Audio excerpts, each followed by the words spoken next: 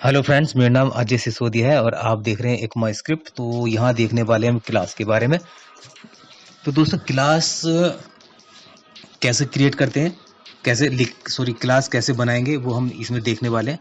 तो ECMA script 2015 also known as ES6। तो ES6 मतलब एकमा स्क्रिप्ट 6 में इंट्रोड्यूस हुआ था जावा क्लासेस। तो Java classes class are templates for JavaScript objects. ठीक है। तो अब यहाँ पर जब से क्लासेस के बारे में आप जानते होंगे, आपने पढ़ा होगा कि कैसे ऑब्जेक्ट बनाते हैं, तो ये फीचर यहाँ पर आ चुका था। तो ये बहुत ही बेहतरीन फीचर था। अब आप यहाँ क्लास बना सकते थे, मेथड लिख सकते हैं, क्लास की जो प्रॉपर्टीज लिख सकते हैं, मेथड लिख सकते हैं। यानी इस तरह से हम अपने कोड को सेफ भी रख सकते हैं और काफ़ी अच्छा कोड बना सकते हैं। तो चलिए हम देख लेते हैं क्लास कैसे लिखते हैं। सिंपल वही आपको पता होगा, सिंपल वही जैसे आपने अभी अगर आप PHP करके आ रहे हैं या C++ हो, कोई भी वहाँ आपने ऑब्जेक्ट ओरिएंटेड पढ़ा होगा, तो वहाँ क्लासेस के बारे में देखा होगा। तो उसी तरह से यहाँ पर लिखेंगे क्लास और क्लास का नाम, उसके बाद आएंगे कर्ली ब्रैकेट्स, उसके अंदर आप क्लास की जो प्रॉपर्टीज होती है वो लिखेंगे और क्लास में जो एक्शंस होते हैं यानी कि मेथड्स जो फंक्शन बनाते हैं उनको कह रहे हैं, ठीक है ना, वो आप अंदर इसमें लिखेंगे। तो मैं यहाँ पर लिख रहा हूँ कंस्ट्रक्टर ले रहा हूँ एक, जैसे आप कंस्ट्रक्टर का तो आपको पता ही है। और यहाँ पर मैं ले रहा हूँ नेम और एज, दो वेरिएबल ले रहा हूँ, दो मैं पैरामीटर ले रहा हूँ यहाँ पर, नेम एंड एज। अब देखो यहाँ कैसे लिखेंगे, यहाँ यूज करेंगे this keyword, this dot name equal to name जो पास होकर आ रहा है, और this dot age equal to age जो पैरामीटर ऊपर से पास होकर आ रहा है। ठीक है। तो this dot name this dot age क्या दिखाता है कि क्लास की जो प्रॉपर्टीज है। ठीक है। तो अब हमने जो वैल्यू आ रही थी उसके इक्वल हमने कर दिया। तो देखिए यहाँ हमें क्या करना होगा, ये तो हो गया कंस्ट्रक्टर। तो कंस्ट्रक्टर आपको पता होगा कि आपने कंस्ट्रक्टर में जो भी इनिशियलाइज करते हैं आप वैल्यू, या जो भी वैल्यू पुट करते हैं वो सभी एक्शंस में मिल जाती है। तो यहाँ पर हम एक फंक्शन बना लेते हैं, यानी कि एक एक्शन बना लेते हैं, पर्सन इन्फॉर्मेशन, जो पर्सन की इन्फॉर्मेशन रखेगा। ये सिर्फ दोस्तों हम बेसिक देख रहे हैं अभी इस वीडियो में, बाकी और आगे जो सीरीज होंगी उसमें हम डीपली देखेंगे डेवलपमेंट में। यहाँ सिर्फ बेसिक पढ़े हैं, क्लास कैसे बनेगी और क्या क्या हो रहा है वो चीज़ देख रहे हैं। तो यहाँ हमने लिए बनाया, हमने एक एक्शन पर्सन और इन्फो। यहाँ पर आगे जो है फंक्शन कीवर्ड नहीं लगेगा। ठीक है। सिंपल ये लिखा जाएगा फंक्शन का नाम, और अब उसकी बॉडी में हम लिखेंगे। यहाँ पर जो भी लिखेंगे आप, वो जो भी कोड आप देखना चाहेंगे, जो भी आप HTML में टेक्स्ट भेजना चाहें। तो मैं फिलहाल जो क्लास की प्रॉपर्टी है वो यहाँ ले लेता हूँ दिस डॉट नेम। तो कंस्ट्रक्टर में जो मैंने लिया था उसको इनिशियलाइज कराया क्लास की प्रॉपर्टी को, तो मैं डायरेक्ट यहाँ ले सकता हूँ। वो एक्सेसिबल होती है किसी भी फंक्शन में, क्लास के किसी भी एक्शन के लिए। तो मैंने यहाँ लिख दिया दिस डॉट नेम और दिस डॉट एज, मतलब कि मैं कहीं बाहर से ऑब्जेक्ट से, क्लास के ऑब्जेक्ट से पास कराऊंगा मैं वैल्यू। तो आपको पता है कि सबसे पहले जैसी ऑब्जेक्ट बनता है क्लास का, तभी जो है कंस्ट्रक्टर कॉल होता है, ये तो आपको पता ही है। तो मैं यहाँ पर एक ऑब्जेक्ट बनाने जा रहा हूँ क्लास का। तो यहाँ मैंने लिया एक पर्सन 1 करके और इक्वल टू न्यू कीवर्ड, जैसे आपको जानते हैं, उसके बाद क्लास का नाम। तो जैसे यहाँ पर मैं यहाँ पर एक इनके लिए वैल्यू ले लेता हूँ, पास करा लेता हूँ। तो जैसे ही क्लास का ऑब्जेक्ट बनता है तभी जो कंस्ट्रक्टर होता है वो कॉल होता है। जैसे कि आप जानते हैं, आप क्लास करते हुए आ रहे हैं, मतलब आपने देखिए ऑब्जेक्ट ओरिएंटेड तो पढ़ा होगा आपने, आइडिया होगा, और नहीं होगा तो आपको यहाँ समझ में आ जाएगा। तो यहाँ मैंने पास करा दिया एक नेम और एक एज। अब मैं क्या करूँगा, मैं यहाँ पर कंसोल करा लेता हूँ कि पहले क्लास का नाम और क्लास के नाम देखता हूँ ये ऑब्जेक्ट बन रहा है नहीं बन रहा है। तो ये ऑब्जेक्ट बन रहा है बिल्कुल करेक्ट। ठीक है। और कंस्ट्रक्टर में जो आपने ऑब्जेक्ट में जो वैल्यू पास कराई क्लास में, वो वहाँ पर शो हो रही है। ठीक है। तो ये पर्सन 1 नाम का एक ऑब्जेक्ट है इस क्लास का। क्लास आपको पता है, क्लास की डेफिनेशन आपने पढ़ी होगी, वहाँ पर एक ब्लूप्रिंट होता है। तो अब इसको मैं क्या करता हूँ, मैं ऐसे भी करके दिखाता हूँ आपको कि मैं एक आईडी फाइंड कर लेता हूँ HTML, सॉरी HTML में एक एलिमेंट है ES6, तो मैं उसके इनर HTML के अंदर मैं इसको प्रिंट करा लेता हूँ। तो मैंने रिफ्रेश किया, ये देखिए ये कह रहा है अनडिफाइंड कह रहा है शायद, और कंसोल तो ठीक हो रहा है लेकिन वहाँ अनडिफाइंड क्यों, अभी देखेंगे, ये आना चाहिए था। तो ये आपको पता है कि जब हम क्लास का ऑब्जेक्ट बनाते हैं तो हम क्लास के जो ऑब्जेक्ट को ही यूज करते हैं डॉट लाकर। तो क्लास की अगर एक्शन को यूज करेंगे तो डॉट लाकर एक्शन का नाम, अगर उसकी प्रॉपर्टी यूज करेंगे तो डॉट लाकर उसकी प्रॉपर्टीज का नाम, जैसे कि और कहीं भी आपने देखा होगा। मैं थोड़ा सा चेंज कर लेता हूँ, मैं डॉक्यूमेंट डॉट राइट कर लेता हूँ, तो अब आप देख पाएंगे जो फंक्शन अब कॉल हुआ है, ठीक है। तो अनडिफाइंड को भी छोड़ दीजिए, अब मैंने यहाँ पर जो फंक्शन पर्सन इन्फो था वो अब कॉल हुआ है, तो वहाँ मैंने डॉक्यूमेंट डॉट राइट ले लिया, ठीक है।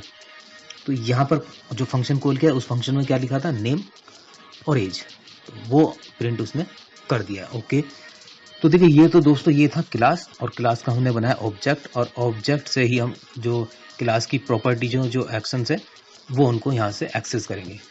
अब देखिए मैंने ये तो बनाया पर्सन 1 का। अब आप देखिए क्लास का फायदा क्या होता है। क्लास एक ब्लूप्रिंट है, यानी कि क्लास ब्लूप्रिंट की तरह से है। ऑब्जेक्ट आप कितने ही बना सकते हैं, जैसे ही आप क्लास का ऑब्जेक्ट बनाएंगे उसमें वैल्यू सेट करेंगे तो वो डिफरेंट होगा। यानी कि जैसे पर्सन 2 के लिए मैं एक ऑब्जेक्ट बना लेता हूँ, तो जो क्लास आपने बनाया ब्लूप्रिंट बनाया वो सबके लिए सेम होगा, जो एक्शंस है वो, लेकिन उसकी वैल्यू चेंज आएगी क्योंकि हम उसमें वैल्यू चेंज करें। तो पर्सन 2 का जो रिकॉर्ड होगा वो भी हम देख लेते हैं करके। तो अब देखिए यहाँ पर पर्सन 2, ऐसे ही हम पर्सन 3, 4, 5 एम्प्लॉय का, अगर आप मान लीजिए कंपनी में काम कर रहे हैं, वहां पर आप सभी एम्प्लॉय का डेटा सेट करना चाहते हैं तो वो इस तरह करेंगे। ये कह रहा है कि यहाँ पर एक प्रॉब्लम दिखा रहा है, क्यों दिखाने लगा है देखते हैं। पर्सन, और यहाँ पर मैं पर्सन 2 और पर्सन, ओके, यहाँ पर मैं कर लेता हूँ एक रिफ्रेश कर लेता हूँ। ये कह रहा नोट सेट, तो यहाँ हमारी क्या आ रहा है कि एज यहाँ पर सेट नहीं है, ओके, अनडिफाइंड दिखा रहा है एज। अब देखिए हुआ क्या, थोड़ा सा प्रॉब्लम है, देखना पड़ेगा यहाँ पर क्या गड़बड़ हो गया है। ये यहाँ पर तो हमने ऑब्जेक्ट भी ठीक बनाया, और यहाँ देखते हैं गलती कहाँ पर है। तो यहाँ पर अनडिफाइंड दिखा रहा है एज, यानी ये पहुंच नहीं पा रहा है, तो क्यों, ओके। अब यहाँ पर क्या करना पड़ेगा मुझे, यहाँ पर क्या करते हैं, वैसे तो डायरेक्ट ले रहा है वो, यहाँ पर हम नेम और एज अगर मैं ले लेता हूँ और यहाँ से मैं पास कराता हूँ, तब देखते हैं, ठीक है। तो मैं पर्सन इन्फॉर्म में एक 2 जो वैल्यू है वो उसको मैं नीचे से यहाँ से पास कराता हूँ, देखता हूँ। वैसे तो चलिए ठीक है, ले लेते हैं, कोई बात नहीं। ये देखिए, तो हमने जो इन्फो था, इन्फो में ही हमने डायरेक्ट उसमें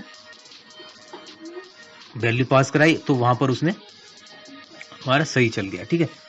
अब देखिए क्या करना होगा, यहाँ पर मैं ये कर लेता हूँ कि एक मिनट, मैं यहाँ पर क्या कर लेता हूँ, बाहर से तो पास हो गया, वो भी चलना चाहिए था, उसमें क्या दिक्कत है, उसमें तो कोई परेशानी नहीं है ना। तो यहाँ से मैं वापिस जाता हूँ और ये कर लेता हूँ, क्योंकि ये तो आपने इज नोटा, ओके, यहाँ पर मुझे करना था पर्सन 2, ओके, ये गलती थी हमारी, बिल्कुल ठीक था दोस्तों। ये हम गलती ये कर रहे थे, जो ऑब्जेक्ट का जो हम नाम था वो हमें लेना पड़ेगा यहाँ पर, ठीक है। तो हमने लिखा पर्सन 1 पर्सन 2 करके, तब हमें उसको यूज करना था। तो ठीक है, चलो ये हो गया काम हमारा। अब आगे बढ़ जाते हैं। तो इस तरह से हम कितने भी ऑब्जेक्ट बना सकते हैं, क्लास सिर्फ आपको एक बार बनाना होगा।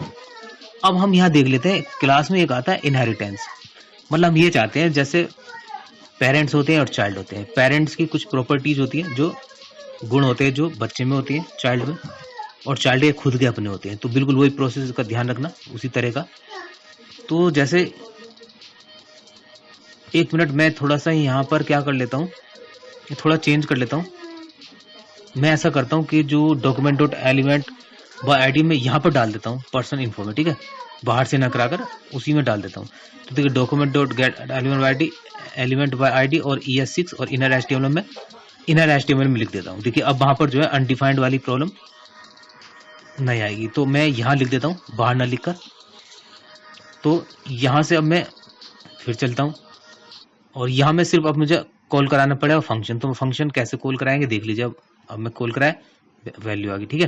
तो ये person1 ऑब्जेक्ट में पर्सन इन्फॉर्मेशन का मैंने एक कॉल कराया फंक्शन, तो इस तरह से वो कॉल हो चुका है। अब आगे बढ़ते हैं, ठीक है।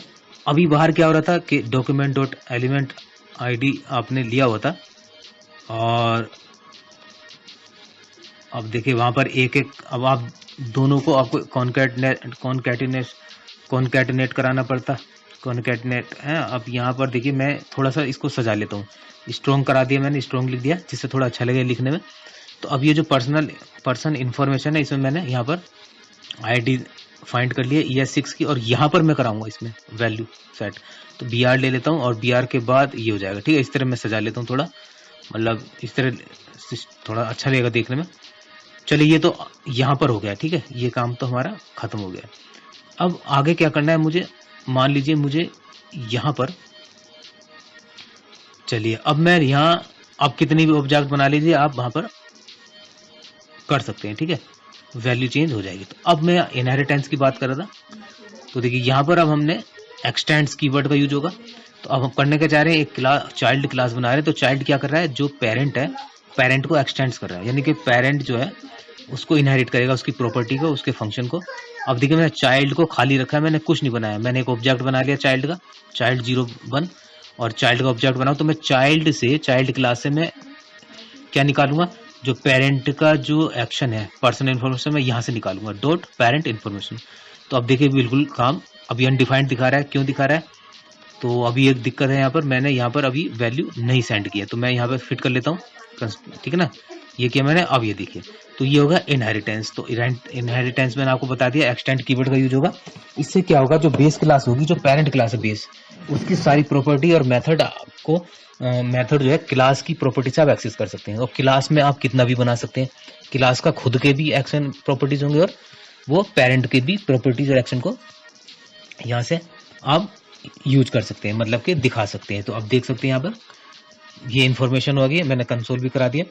अब आप इसमें इस तरह से आप इनहेरिटेंस का यूज कर सकते हैं। अब देखते हैं यहाँ पर आया एक, ये मैंने प्रिंट करा दिया चाइल्ड 01 को।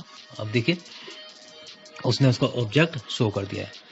तो ये दोस्तों, ये इनहेरिटेंस बहुत ही इंपॉर्टेंट है। आगे क्लास को ढंग से आपको समझना जरूरी, अगर आप बिगनर्स हैं तो आपके लिए बहुत जरूरी है कि आप उसको ठीक से समझें। बेस क्लास मैं उसको कह रहा हूँ जो पेरेंट है, जिसको हम इनहेरिट करेंगे, और चाइल्ड क्लास जो है वो ड्राइव्ड क्लास कह सकते हैं उसको। तो दोस्तों यहाँ मैं एक कंस्ट्रक्टर ले लेता हूँ। एक चीज और मैं यहाँ दिखाना चाहता हूँ। अब मैं चाहता हूँ कि जो कंस्ट्रक्टर मैंने लिया है, तो इसमें एक सुपर का यूज कर लेता हूँ। अब सुपर फंक्शन क्या होता है, देखो चाइल्ड क्लास के अंदर मैं सुपर फंक्शन का यूज क्यों कर रहा हूँ। दोस्तों वीडियो अच्छा लगे तो लाइक, शेयर और सब्सक्राइब जरूर करें, ताकि ये वीडियो आगे जो बिगनर्स हैं उनकी हेल्प हो सके। और लाइक जरूर करें, ताकि ये वीडियो लाइक होगा तो मेरा वीडियो थोड़ा आगे जाएगा, ठीक है, और लोगों की हेल्प होगी, जो आप जैसे बिगनर्स हैं उनकी हेल्प होगी। तो देखिए मैं बेसिक से चलूंगा, सभी चीजें दिखाऊंगा आपको। यहाँ मैंने सुपर फंक्शन ले लिया। अब देखिए अनडिफाइंड दिखा रहा है। जैसे ही मैंने सुपर फंक्शन में वेरिएबल जो आर्गुमेंट पास हो रहे थे वहां पर मैंने पैरामीटर लिखे, तभी वो वैल्यू उसने शो किया, अदरवाइज नहीं कर